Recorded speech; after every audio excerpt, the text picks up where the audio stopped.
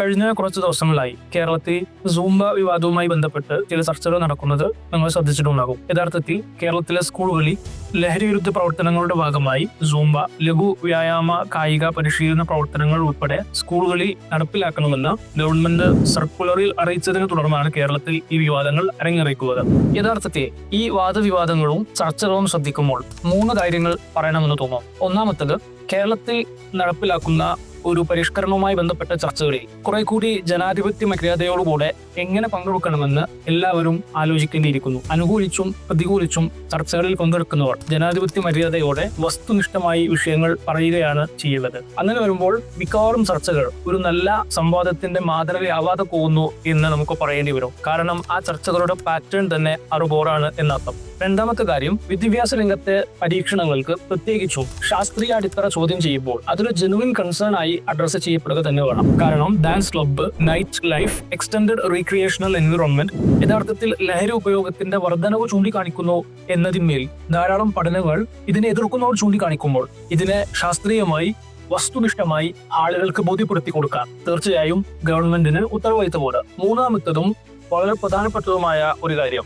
വിദ്യാർത്ഥികളിലെ ലഹരി ഉപയോഗം ഗവൺമെന്റ് വളരെ ഗൗരവമായി കാണുന്നു എന്നത് അഭിനന്ദനാർഹമാണ്. സ്കൂളുകളിൽ കായിക വിനോദങ്ങൾ തീർച്ചയായും നടക്കണം. കായികാധ്യാപകരുടെ സൂപ്പർവിഷനിൽ സ്കൂളുകളിൽ അത് നടപ്പിലാക്കുന്നുണ്ട് എന്ന് ഉറപ്പുവരുത്തുകയും വേണം. പക്ഷേ കുട്ടികളിലെ ലഹരി ഉപയോഗം ഇതുകൊണ്ട് പരിഹരിക്കപ്പെടുമെന്ന് പറയാൻ പറ്റുമോ? കുട്ടികളിലെ ലഹരി ഉപയോഗം എന്നത് ഒരു കുട്ടിക്കളിയായി മാറരുത്. അതിന് കുറെ കൂടി എഫക്റ്റീവ് ആയിട്ടുള്ള, റിസൾട്ട് ഓറിയന്റഡ് ആയിട്ടുള്ള പരിഹാര മാർഗങ്ങൾ ഗവൺമെന്റിന് തീർച്ചയായും നടപ്പിലാക്കാൻ കഴിയേണ്ടതുണ്ട്.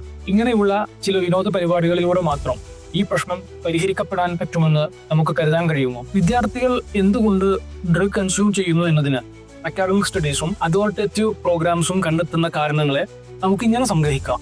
ഒന്നാമത്തേത് റീക്രിയേഷണൽ റീസൺ ആണ്. രണ്ടാമത്തേത് പിയർ പ്രഷർ അല്ലെങ്കിൽ പിയർ ഗ്രൂപ്പ് ഡൈനാമിക്സ് ആണ്. മൂന്നാമത്തേത് ഇമോഷണൽ നീഡ്സ് ആണ്. ഈ 3 കാരണങ്ങളെ നമ്മൾ അനലൈസ് ചെയ്താലോ ഇവിടെയൊക്കെ പ്രധാനപ്പെട്ട പ്രശ്നമായി വരുന്നത് പ്രഷർ സീക്കിംഗ് ആണ്. വിദ്യാർത്ഥികൾ ലഹരിയിലേക്ക് പോകാനുള്ള പ്രധാനപ്പെട്ട കാരണം എന്ത് തന്നെയാണ്.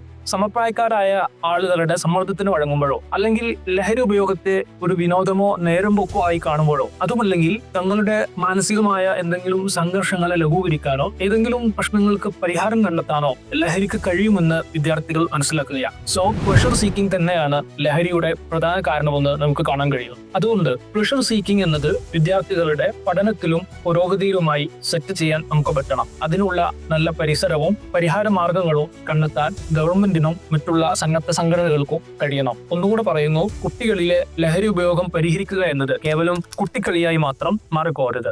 Thank you.